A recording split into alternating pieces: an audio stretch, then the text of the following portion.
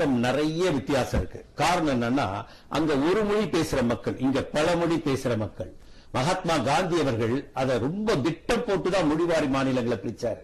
அதை கொண்டு வந்தாதான் இந்தியாவில் ஒற்றுமையும் ஒருமைப்பாடும் இருக்கணும்னு நினைச்சாரு. இது ஒரு ஆள் சுதந்திரம் வாங்கல, எல்லாருமாக சேர்ந்து கொண்டு வந்த அந்த சுதந்திரம். இந்த மொழிவாரி மாநிலம் கொண்டு வந்ததுக்கு காரணமே என்னன்னா, அந்த மொழிவாரி மாநிலம் வந்ததுனாலதான் எல்லாரும் இன்னைக்கு நம்ம ஒத்துமையா இருக்கோம். இவ்வளவு பெரிய தேசத்தை ஒரே ஒரு நிர்வாகத்தின் கீழ் கொண்டு வர முடியுதுன்னா காரணம் பல மொழி, பல மதம், பல ஆட்கள் இருந்தும் கூட இன்னைக்கு எல்லாரும் ஒற்றுமையா இருக்கும். நீங்க பாகிஸ்தான்ல ஒற்றுமையா இருக்க முடியுதா பாத்தீங்களா? இன்னைக்கு அங்க நவாஸ் ஷெரீப் ஆட்சியாளராக இருக்காரு. அவர் கையில ஒரு ஆட்சி அதிகாரம் இருக்கு, ராணுவத்துக்கிட்ட ஒரு ஆட்சி அதிகாரம் இருக்கு, தீவிரவாதி கிட்ட ஒரு ஆட்சி அதிகாரம் இருக்கு. 3 பேர் அங்க நிர்வாகத்தை நடத்துறாங்க.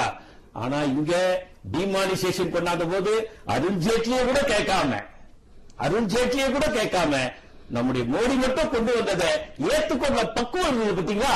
அதுதான் மகாத்மா காந்தியினுடைய அந்த தாரக மந்திரத்தின் அடிப்படையில தான் இன்னைக்கு இந்தியா இயங்கிக்கிட்டு இருக்கிறது. நம்ம மறந்துடக்கூடாது. இப்ப நீங்க சொன்னீங்க கடுகு விலை, அதுக்கெல்லாம் நீங்க போடல. நான் என்ன கேட்கிறேன், ஒரு மளிகை கடைக்கு போறோம் சாரு, நீங்க நானும் 3 பேருமா போறோம். நாங்க 10 பொருள் வாங்குறோம், அதுல 5 பொருளுக்கு வரி இருக்குது, 5 பொருளுக்கு வரி இல்ல. அவன் பில்லு எப்படி போடுவான்? வரி இருக்கிற பொருள், வரி இல்லாத பொருள் நான் போட்டு இருக்க முடியும்? அப்போ இதுல பெரிய குழப்பம். இதெல்லாம் ஆராய்ஞ்சிருக்கணும், எல்லாரையும் கூப்பிட்டுருக்கணும். நீங்க சொல்லுங்க 24 வருஷம் 17 வருஷம் பெரிய ஆண்டுகள் இல்லையான்னு கேட்கலாம். இல்ல, இன்னும் பல ஆண்டுகள் இதை பத்தி டிஸ்கஸ் பண்ணலாம். இப்போ ஒரு கருத்து, அருமையான கருத்தை நம்முடைய மரியாதைக்குரிய ஆடிட்டர் ரொம்ப அழகா பதிவு பண்ணாரு. நேரு அவர்கள் இந்த நாட்டு மக்களுக்கு சுதந்திரத்தை கொண்டு வருவேன் என்று சொல்லி அடிமை இந்தியாவிலிருந்து சுதந்திர காற்றை சுவாசிப்பதற்கு மத்திய அரங்கத்திலே சென்ட்ரல் ஹால்னு சொல்லுவாங்க, ரொம்ப பழமை வாய்ந்த பெரிய மகான்கள் அமர்ந்த இடத்துல 12 மணிக்கு நேரு நடத்தினார். அவர் சொன்னார் அழகா, அந்த 12 மணிக்கும் நான் ஜெகஜோதியா பார்லிமெண்டை இது பண்ணிட்டு பண்ணணும்னு சொல்லிட்டு மக்களுக்கு துன்பத்தை கொடுக்கிறதுக்கு அந்த சென்ட்ரல் ஹால இந்த மனிதன் பயன்படுத்தியது எவ்வளவு வரலாற்று பிழை தெரியுமா உங்களுக்கு? கண்டிப்பா பெரிய வரலாற்று பிழை. கண்டிப்பா அடுத்த நேரத்தில் பேசலாம். வணக்கம், யாரு எங்க இருந்து பேசுறீங்க? உங்களுடைய கருத்துக்களை நீங்க பதிவு செய்யலாம். பெருங்குடில இருந்து பேசுறேன். சொல்லுங்க சார், சொல்லுங்க. பெருங்குடில இருந்து நான் சாதாரண ஒரு ஆட்டோ டிரைவர். சரிங்க. ஒரு ஆட்டோ ஓட்டு பழப்பு நடத்தி வரேன். இன்னைக்கு போய் என்னுடைய வண்டி இன்ஜின் ஃபால்ட்னு சொல்லி இன்ஜின் சாமா வாங்கினேன். சரிங்க. இன்ஜின் சாமா எப்பயுமே எனக்கு 3000 4000 முடிச்சிடும். சரி. ஆனா இன்னைக்கு 4500 சாமா வாங்கினதுக்கு அதுல கிட்டத்தட்ட 700 800 ஜிஎஸ்டி வரைக்கும் போடுறாங்க. சரிங்க. நான் ஒரு கஸ்டமர் கிட்ட வாங்க முடியுமா? எனக்கு வர்றது 10 ரூபாய் 20 ரூபாய் சவாரி வரும். இதை நான் மொத்தமா இதுல போய் இன்ஜின் சாமா வாங்குறேன், 750 ரூபாய் எக்ஸ்ட்ரா வருது 5000 ரூபாய்க்கு. கண்டிப்பாக ஒரே நாள்லயே இப்படியான ஒரு மாற்றங்கள் அப்படிங்கும் போது மக்களுக்கு கண்டிப்பாக வெறுப்புணர்ச்சி தான் வரும். சாப்பிடுற போற இடத்துலயும் சரி, தொழில் செய்யற இடத்துலயும் சரி, திடீர்னு ஒரு 80 ரூபாய் 100 ரூபாய் இல்ல 700 ரூபாய் அதிகமா கொடுக்கணும் அப்படின்னா எவ்வளவு சிரமமான காரியங்கள் என்பது மக்கள் நேரடியாக பதிவு செய்து கொண்டு இருக்கிறார்கள். அடுத்த நேரத்தில் பேசலாம். வணக்கம். ஆட்டோக்காரர் பத்தி எனக்கு சொல்லணும், நீங்க டைம் கொடுக்கறது சொல்லணும். கண்டிப்பா கண்டிப்பா நம்ம அடுத்த நேரத்தையும் தொடர்ந்து பேசலாம். யார் எங்க இருந்து பேசுறீங்க? வணக்கம், நண்பகலாரங்கள். சார் வணக்கம் சார், நான் திண்டுக்கல்ல இருந்து பாஸ்கர் பேசுறேன் சார். சொல்லுங்க பாஸ்கர். ஜிஎஸ்டியில இருந்து பாமர மக்களை பாதுகாக்கிறதுக்காக வேண்டி மீண்டும் சந்தை பொருளாதாரமே ஏழை மக்களை பாதுகாக்கும் வழி நேரடியாக விவசாயிகளிடம் கொள்முதல் செய்வது அல்லது விவசாயிகளே சந்தையில் வியாபாரம் செய்து வரியில்லா விற்பனை செய்வது மாதிரியான ஒரு சூழலை கொண்டு வரதுக்கான சாத்தியம் இருக்கா அப்படிங்கறதுதான் என்னுடைய கேள்வி. ஏன்னு சொன்னா ஜிஎஸ்டி அனைத்து மக்களையும் பாதிக்கக்கூடிய ஒரு விஷயம். அதே நேரத்தில் விவசாயிகள் நேரடியாக சந்தைக்கு கொண்டு வரும்போது அவங்க வரியோட கொண்டு விற்க போறதில்லை. கண்டிப்பா நம்ம அதை பத்தி முன்வைக்கிற விஷயம் ரொம்ப நல்ல. நீங்க பேக்கிங் செய்யப்படாத அந்த பொருட்களுக்கு வரையே இல்ல, ஆனா ரூல் சட்டம் பாத்தீங்கன்னா பேக் பண்ணி தான் விற்கணும் அப்படின்னு சொல்லி இருக்கும்போது விவசாயிகள் எப்படி எல்லாம் பண்ணுவாங்க? இது கார்பரேட் கம்பெனிகளுக்காக வடிவமைக்கப்பட்ட சில வழிவகைகள் எல்லாம் இருக்கிறது அப்படிங்கிறது நம்ம தெளிவாக புரிஞ்சுக்கணும். நீங்க சொல்ற அந்த நோக்கம் நல்ல நோக்கம் தான், அது நிறைவேறினா வரவேற்கிறோம். ஆனா மிகப்பெரிய ஒரு கேள்விக்குறியாக தான் இருக்கிறது. அடுத்த நேரத்தில் பேசல. வணக்கம், நண்பர்களா இருக்கு. வணக்கம் சார், சொல்லுங்க. சார் இப்போ இன்னும் 15 வருஷம் 20 வருஷமாக விவாதிக்கணும், இந்த ஜிஎஸ்டியை எளிமைப்படுத்தணும்னு சொன்னாரு. ஆமா. அந்த இன்னும் ஒரு 15-20 வருஷம் இன்னொரு 50 வருஷம் கூட யோசிக்கலாம்ல. சரி, இப்ப நீங்க என்ன சொல்றீங்கன்னா இது இப்ப அமல்படுத்தியது அப்படிங்கிறது ரொம்ப சரியான காலகட்டம்ன்றீங்களா? ஜிஎஸ்டி அப்ளை பண்ணது லேட்டுன்னு சொல்றேன். இதுவே லேட்டுன்றீங்க.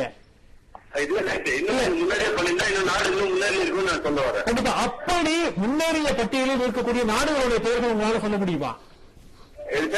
அதாவது அப்படி ஜிஎஸ்டி அமல்படுத்தி பொருளாதார அளவுல ரொம்ப வலுவடைந்த நாடுகள் அப்படின்னு சொல்லி உங்களால ஒரு எடுத்துக்காட்டுகள் சொல்ல முடியுமான்னு கேட்கிறேன். இல்ல நலிவடைந்த நாடுகள் அப்படின்றதுலாம் கிடையாது சார். நான் ஒரு சில இங்க லோக்கல் வச்சு சொல்றேன் நானு. சரி சரி. நம்ம இங்க குந்திக்குடியில இருந்து அப்படி வெளியே போறோம்னு வைங்க. சரிங்க. அடுத்த ஸ்டேட்டுக்கு முன்னாடி ஸ்டேட் டாக்ஸ் இங்க ஒரு ஸ்டேட் டாக்ஸ் அங்க ஒரு ஸ்டேட் டாக்ஸ் போட்டு அங்க ஒரு லஞ்சம் வாங்குவாங்க. சரி. இப்ப அந்த லஞ்சம் எல்லாம் கிடையாது. அதெல்லாம் கட்டுப்படுத்தப்பட்டிருக்கு அப்படின்னு நீங்க சொல்றீங்க. கண்டிப்பா கண்டிப்பா சார். அதான் வந்து எதிர்ப்புகள் நிறைய இருக்கிறது. உங்களை மாதிரி வந்து இன்னொரு பார்வையில பார்க்கறவங்க இருக்கவே செய்யறாங்க. ஆனா அதனுடைய பாதிப்பு தெரிய வருகிற போது நீங்க ஐயோ ஏன் இவ்வளவு சீர கொண்டு வந்தாங்க அப்படின்னு உணரக்கூடிய வாய்ப்புகள் இருக்கிறது. இருந்தாலும் உங்களுடைய கருத்துக்கள் நாங்க படிக்கிறோம். அழைப்புக்கு ரொம்ப நன்றி சார். நீங்க சொல்லுங்க. ஆட்டோக்கார் வந்து பேசுறாங்க. ஆட்டோக்காரர் பேசினதை பத்தி ஒரு பார்வை. ஒரு பெட்ரோல் லிட்டர் வந்து இன்னைக்கு 66 ரூபாய் காஸ்ட். ரைட்டுங்களா? ஆட்டோக்காரர் வந்து அவரோட சொந்த யூஸுக்காக பெட்ரோல் போடல, ஒரு தொழில் செய்யறதுக்காக தான் பெட்ரோல் போடுறாரு. 66 ரூபாய் பெட்ரோல்ல ஒரு நியர்லி 35 ரூபாய் டாக்ஸ் கட்டுறாரு. அதுல அதை ஜிஎஸ்டி கொண்டு வரல. ஒரு ஆட்டோக்காரர் வந்து சாமானியமா ஒரு நாளைக்கு 3 லிட்டர் யூஸ் பண்றாருன்னு வச்சுக்கோங்க, ஒரு நாளைக்கு 100 ரூபாய் வரி கட்டுறாரு. ரைட்டுங்களா? அப்ப 30 நாள் ஆட்டோ ஓட்டினா ஒரு 3000 ரூபாய் வரி கட்டுறாரு. அப்புறம் ஒரு வருஷத்துக்கு 40,000 ரூபாய் 36,000 ரூபாயில 40,000 ரூபாய் வரி கட்டுறாரு. ஒரு ஆட்டோக்காரர் இதை தவிர வந்து அவர் ஒரு 15,000 ரூபாய் சம்பாதிப்பாருன்னு வச்சுக்கோங்க. ரொம்ப ஜாஸ்தி பண்ணா 15,000 ரூபாய் சம்பாதிப்பாரு. 15,000 ரூபாய் இல்லாட்ட 20,000 ரூபாய் சம்பாதிக்கிறாருன்னு வச்சுக்கோங்க. எதுக்கு நம்ம கம்மியா சொல்லணும்? 20,000 ரூபாய் சம்பாதிக்கிறாருன்னு வைங்க. ஒரு 4,000 ரூபாய் வாடகை கொடுத்துட்டாரு. 15,000 ரூபாய் மற்ற வீட்டு செலவுக்குன்னா இந்த கணக்குப்படி பார்த்தீங்கன்னா அதுல ஒரு 3,000 ரூபாய் கொடுக்கிறாரு. சோ ஒரு ஆட்டோக்காரர் 60,000 70,000 ரூபாய் வரி கட்டுறாரு இந்த சர்க்காருக்கு. இதே நீங்க ஐடில வேலை செய்யற ஒரு கார்பரேட் ஆளை பார்த்தீங்கன்னா நீங்க வந்து இப்போ 6 லட்சம் ரூபாய் சம்பாதிச்சாதான் அவர் 40,000 ரூபாய் வரி கட்டுவார். சரி. ஆனா ஒரு ஆட்டோக்காரர் இவங்க ஸ்கீம் படி 2.5 லட்சம் ரூபாய் சம்பாதிச்சாலே 40,000 ரூபாய் வரி கட்டுறாரு. ஒரு ஆட்டோ சாமானிய ஆட்டோக்காரர் அவரும் ஐடில போய் வேலை செஞ்சு 10 லட்சம் ரூபாய் சம்பாதிக்கிறாரு. வருமான வரி 40,000 ரூபாய் கட்டுறாரு. இவர் என்ன பண்றாரு? பெட்ரோல் அவர் சொந்த குடும்பத்துக்காக போடல, தொழிலுக்காக பெட்ரோல் போடுறவர்கிட்ட நீங்க வரியை பிடுங்கி அவரை 40,000 ரூபாய் கட்ட வைக்கிறீங்க. ஆனா அவர் என்ன பண்றாரு? 2,40,000 ரூபாய் தான் சம்பாதிக்கிறாரு. 2014 க்ரூட் ஆயில் விலை $140 இருந்தது. அப்ப மன்மோகன் சிங் 72 ரூபாய்க்கு பெட்ரோல் கொடுத்துட்டு இருந்தாரு. இன்னைக்கு கூட கச்சா எண்ணெய் விலை வந்து $40 இறங்கிடுச்சு. 1:3 ஆயிடுச்சு. 25% தான் இருக்கு. அன்னைக்கு 72 ரூபாய்க்கு இருந்த பெட்ரோல் அப்ப என்ன இருக்கணும்? 1/3 ஆயிடுச்சுன்னா 28 ரூபாய்க்கு உங்களுக்கு பெட்ரோல் கிடைக்கணும். 28 ரூபாய்க்கு 1/3 வரணும். ஆனா இன்னைக்கு பெட்ரோலை வந்து 69 ரூபாய்க்கு விற்கிறாங்க. 69 67 ரூபாய்க்கு விற்கிறாங்க. அப்போ 40 ரூபாய் அதுல வரி போகுது. சரி, அப்ப இதையும் ஜிஎஸ்டியில கொண்டு வந்து 28% போட்டிருந்தாங்கன்னா இன்னைக்கு பெட்ரோல் விலை 40 ரூபாய்க்கு இருந்திருக்கும். இந்த ஆட்டோக்காரர் கஷ்டப்பட்டிருக்க மாட்டாரு. இப்படி நீங்க சொல்ற விஷயங்கள் பெட்ரோல் வந்து ஜிஎஸ்டி இதுக்காக வைக்கப்பட்டிருக்கு. வரி குறையக்கூடாது, மக்கள் மேல சுமை குறைக்கக்கூடாதுங்கிறதுக்காக தான் பெட்ரோல ஜிஎஸ்டியில வெள்ள வச்சிருக்கிறாங்க. மது எதனுடைய அடிப்படையில் வந்து ஜிஎஸ்டி வருமானம் வரணும் இல்ல, ஸ்டேட்டுக்கு வருமானம் இல்லை ஒதுக்கணுங்கிறதுக்குனால வச்சிருக்கிறாங்க. இவ்வளவு காசையும் கொண்டு போய் வரி என்கிற அடிப்படையில் அரசாங்கம் தானே தன்னுடைய கைக்குள்ள வச்சுக்குது. மீண்டும் வந்து மக்களுடைய பயன்பாட்டுக்கு வரும் அப்படிங்கிற ஒரு நல்ல நோக்கத்தோட செய்யறாங்களோ அப்படிங்கிற அதுலயும் ஒரு இது இருக்கு. நீங்க மக்கள் அரசாங்கம் பேசணும்னு நான் சொல்றேன். இந்த இன்புட் டாக்ஸ் கிரெடிட்டை பத்தி ஒரு நண்பர் பேசினார். இப்ப சாணக்கியனா இருக்கட்டும், திருவள்ளுவரா இருக்கட்டும், எல்லாருமே சொல்றது வந்து ஒரு அரசனின் கடமை வந்து வரி போடுறது. அந்த வரியை கலெக்ட் பண்றது அந்த அரசனோட கடமை. இந்த இன்புட் டாக்ஸ் கிரெடிட் இப்போ ஜெய்ட்லி அவர்கள் போட்ட ஸ்கீம் படி இன்புட் டாக்ஸ் கிரெடிட்னா எப்படின்னா, நான் 10 பேர்ட்ட சாமான் வாங்குவேன், 100 பேர்ட்ட விற்பேன். அவன் கட்டினா அவர் வந்து இன்கம் டாக்ஸ் வசூல் பண்ணிருப்பாரு, அதையும் சேர்த்து நான் வசூல் பண்ணிட்டு இந்த கட்டின டாக்ஸை நான் லெஸ் பண்ணிட்டு மீதி இருக்கிற டாக்ஸை கட்டினா போறதுங்கிறது தான் பொருள். ஆனா இப்ப என்ன சொல்றாருன்னா ஜெய்ட்லி, நான் யார்ட்டையும் சாமான் வாங்கினாரோ அவரை டாக்ஸ் கட்ட வைக்கிற வேண்டியது என்னோட பொருள், என்னோட வேலைங்கிறாரு, என்னோட பொறுப்புங்கிறாரு. அதாவது நான் 10 பேர் பலசர கடை வச்சிருக்காருன்னா அவர் 10 பேர் வந்து ஒரு கடையில சரக்கு போடுவாங்க. சரக்கு போட்டவங்க டாக்ஸ் கட்டணுமான்னு பாக்குறது அண்ணாச்சியோட வேலைன்னு சொல்றாரு. அப்ப நாங்க என்ன கேட்கிறோம்னா, சேல்ஸ் டாக்ஸ் டிபார்ட்மெண்ட்ல 10 லட்சம் பேர் வேலை செய்யறாங்க இந்தியா ஃபுல்லா எல்லா ஸ்டேட்லயும். எக்ஸைஸ் கலால்வரி டிபார்ட்மெண்ட்ல 10 லட்சம் பேர் வேலை செய்யறாங்க. சர்வீஸ் டாக்ஸ் டிபார்ட்மெண்ட்ல 10 லட்சம் பேர் வேலை செய்யறாங்க. அப்ப அவங்களும் எதுக்கு சம்பளம் பென்ஷன் கொடுத்து உட்காந்து வச்சிருக்காங்க? கண்டிப்பா ரொம்ப தெளிவான ஒரு மதிப்பீடு சார். அதாவது ஒரு சாப்ட்வேர் இன்ஜினியர் 60,000 சம்பாதிச்சாலும் அவரு எவ்வளவு டாக்ஸ் கட்டுறாரோ 15,000 சம்பாதிக்க ஒரு ஆட்டோக்காரங்க கண்டிப்பாக ரொம்ப தெளிவான ஒரு பார்வை மக்களுக்கு வந்து புரிந்து கொண்டிருக்கும் நான் நினைக்கிறேன். தொடர்ந்து பேசலாம் செய்ய இடைவேளைக்கு பிறகு. எனவே நண்பகல் அரங்கில் தற்போது ஒரு சிறிய இடைவேளை.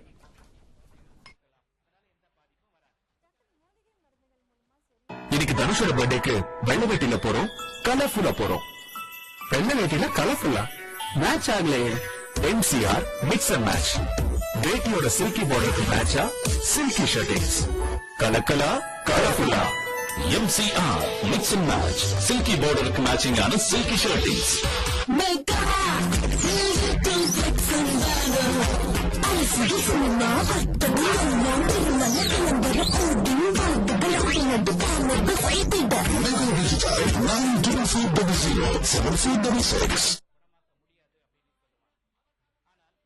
இன்னைக்கு தனுஷோட பர்த்டேக்கு வெள்ளை வேட்டியில போறோம், கலர்ஃபுல்லா போறோம்.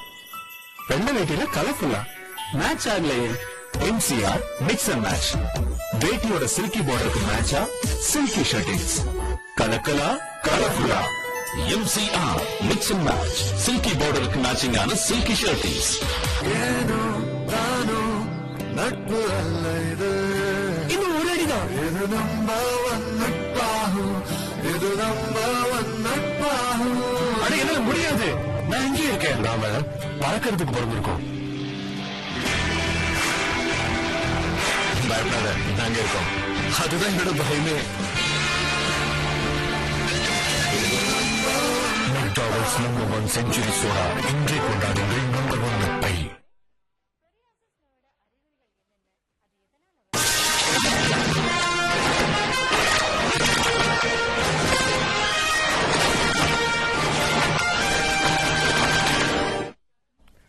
நண்பகல் அரங்கிற்கு நேர்களை மீண்டும் வரவேற்கிறோம். அடுத்த ஒரு நேர் இருக்கிறாங்க, பேசலாம். வணக்கம். வணக்கம் சார். வணக்கம் சார், சொல்லுங்க, யார் எங்கிருந்து பேசுறீங்க சார்? சொல்லுங்க, உங்களுடைய கருத்துக்களை நீங்க பதிவு பண்ணலாம். இந்த ஜிஎஸ்டி மசோதான்னு சொல்லிட்டு இந்த வரி சொல்லுதுன்னு சொல்லிட்டு பொதுமக்கள் வந்து எல்லாருமே ஏமாத்திட்டு இருக்காங்க. சரி. ஆனா உண்மையிலேயே வந்து இது பொதுமக்கள் வந்து வரவேற்கணும்.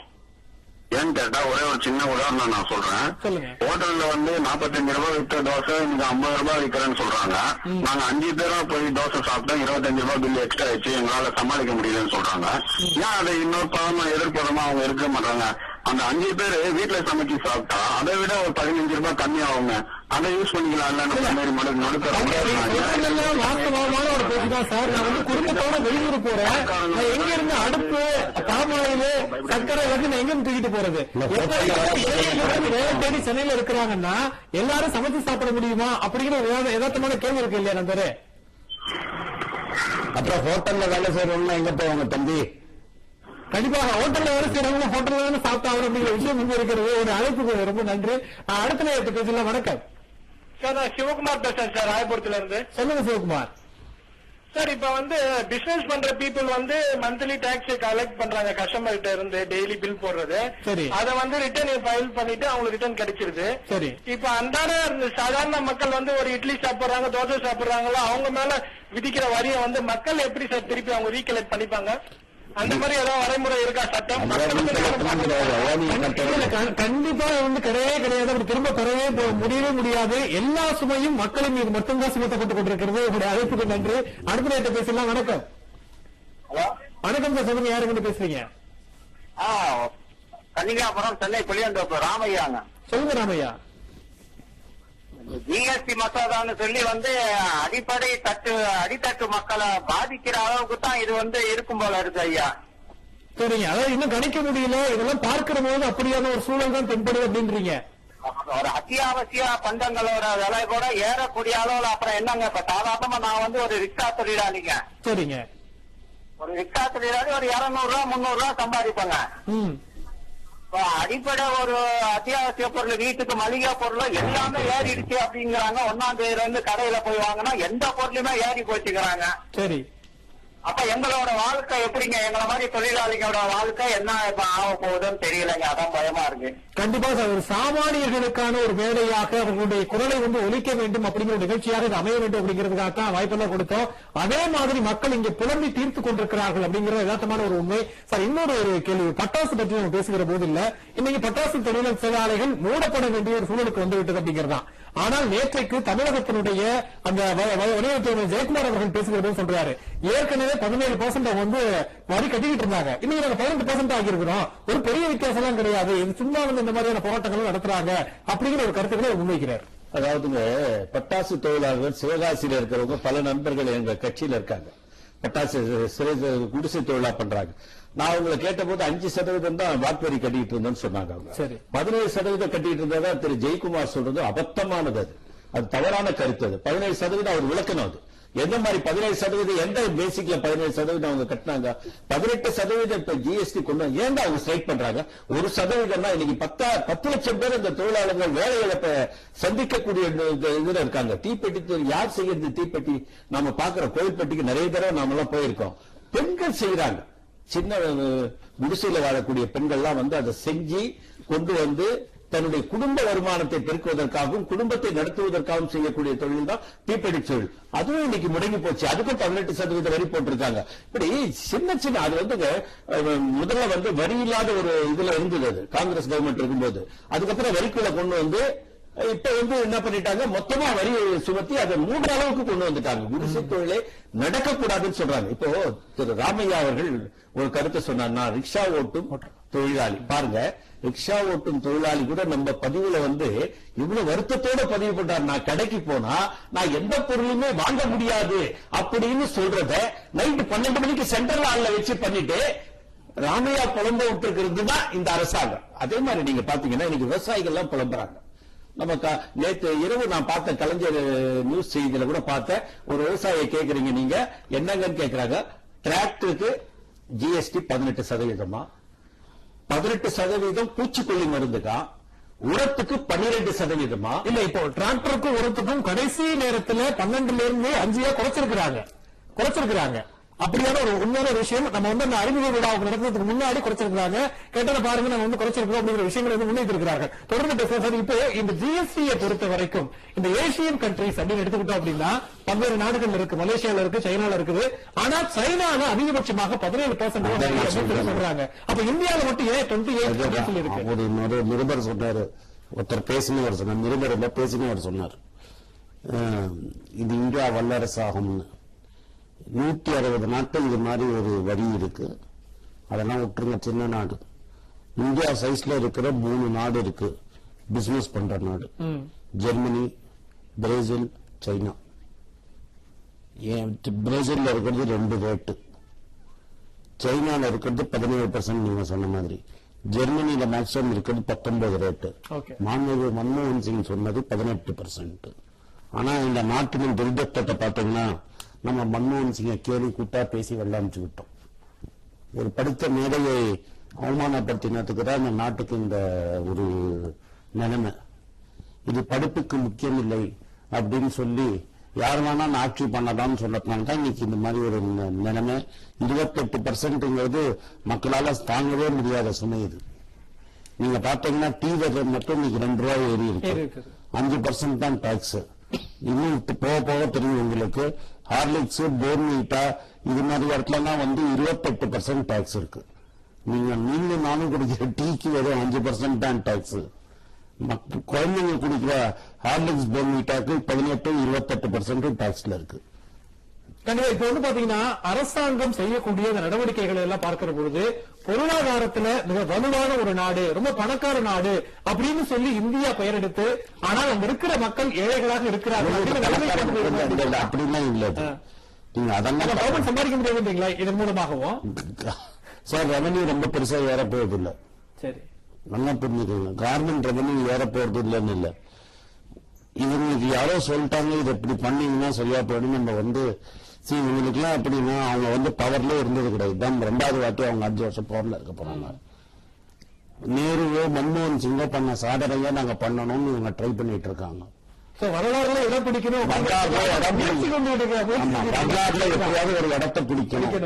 ஏன்னா இது வரைக்கும் வரலாறுல பிடிச்சவங்கன்னா மத்த கட்சியை சேர்ந்தவங்க. சுதந்திர போராட்டமா இருக்கட்டும், இல்ல எக்கனாமிக் லிபரலைசேஷனா இருக்கட்டும், எங்கேயுமே இவங்க வரலாறுல இவங்களோட ஆட்கள் யாருமே கிடையாது. அதனால இவங்க என்ன பண்ணுவாங்கன்னா சர்தார் பட்டேல் எங்காலும்பாங்க, ராஜாஜி எங்காலும்பாங்க. சர்தார் பட்டேல் தான் RSS பேன் பண்ணாரு. நம்ம அடுத்த பேசலாம். வணக்கம் நண்பகல் அரங்கு. வணக்கம் சார். சொல்லுங்க, யாருக்கிட்ட பேசுறீங்க? வணக்கம். கேரளாவில இருந்து குமார் பேசுறேன் சார். சொல்லுங்க குமார், சொல்லுங்க. நான் ஒரு எஸ்டேட் தொழிலாளி சார். சரிங்க. 318 ரூபா தான் எனக்கு நிரந்தர சம்பளம். 1 நாள் சம்பளம் 318 ரூபா சார். சரிங்க. 26 வேலை பார்த்தாலும் 7,950 ரூபா தான் சார் சம்பளம் எனக்கு. சரிங்க. ஒரு சோப்பு ஹமாம் சோப்பு வாங்கினாலே 30 ரூபா விலை. சரி. 1 கிலோ அரிசிக்கு 43 ரூபா விலை சார். சரி. நான் எப்படி சார் எங்க அம்மா ஒரு முடியாத ஆளு. 1 கிலோ தக்காளிக்கு 60 ரூபா விலை. 1 கிலோ சின்ன வெங்காயத்துக்கு 100 ரூபா விலை. இப்ப இந்த GST வரி வந்தோடனே இதை காட்டி கூட தானக்கா செய்யும். எப்படி சார் உரிமை கொண்டு வர முடியும்? கண்டிப்பாக இந்தியா முழுக்க தமிழ்நாட்டிலிருந்து மக்கள் தங்களுடைய குரலை பதிவு செஞ்சாங்க. கேரளாவில் ஒரு எஸ்டேட்ல வேலை செய்து கொண்டிருக்கிற ஒரு தொழிலாளி மாச வருமானம் எனக்கு 7,000 ரூபாய் தான், நான் எப்படி குடும்பம் நடத்த முடியும் அப்படின்னு சொல்லி ஒவ்வொரு விலையா பட்டியலிட்டு பேசுறாரு. சோ சாமானியனுடைய குரலை பிரதிபலித்திருக்கிறது இந்த 1 மணி நேர அரங்கம். பொருளாதார ரீதியாக ஆனந்த் சீனிவாசன் அவர்களும் பல்வேறு கருத்துக்களை முன்வைத்தார்கள். அரசியல் ரீதியாக பொன் கிருஷ்ணமூர்த்தி அவர்களும் தன்னுடைய கருத்துக்களை முன்வைத்தார்கள். 2 பேருக்கும் ரொம்ப நன்றி சார். எங்களை மீண்டும் ஒரு வாத நேரம் நிகழ்ச்சியில் சந்திக்கலாம். நன்றி, வணக்கம்.